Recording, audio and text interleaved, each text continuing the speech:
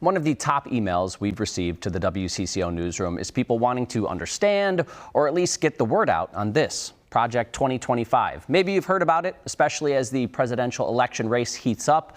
So we're going to explain the basics, why people, especially Democrats, are concerned, and if there's any merit.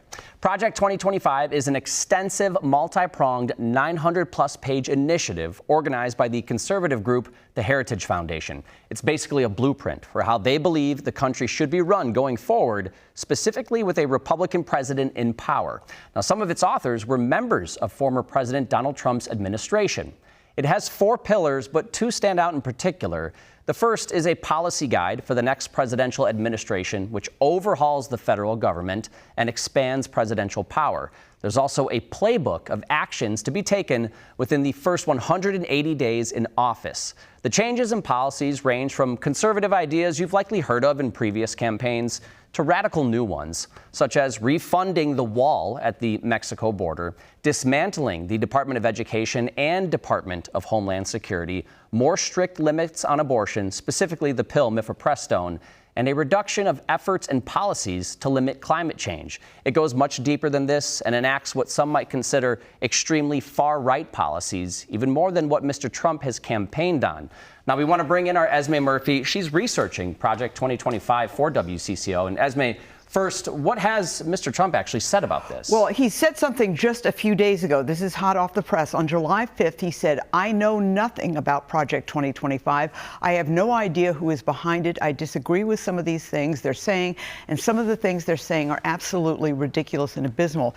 Anything they do, I wish them luck, but I have nothing to do with them." A couple of things here as we keep this up here. He says he knows nothing about it.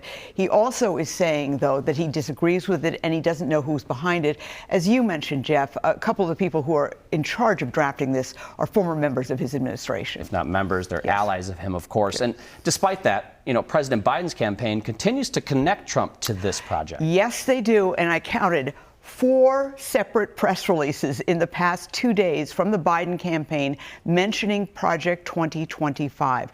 The early polling on this is pretty unfavorable to this project.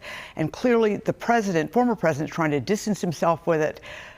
Clearly, President Biden is trying to associate President Trump with it. And you're obviously working on a project regarding Project 2025? We're going to look at this. This is 900 pages, and a lot of people, this is really kind of exploding into discussion in the past week.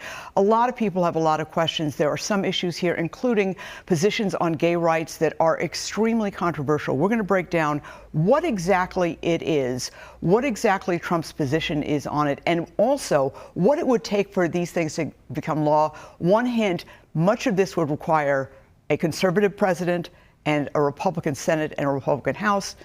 That, of course, is very possible in this election. Yeah, a lot of things to come still. Thank you, Esme. Aaron?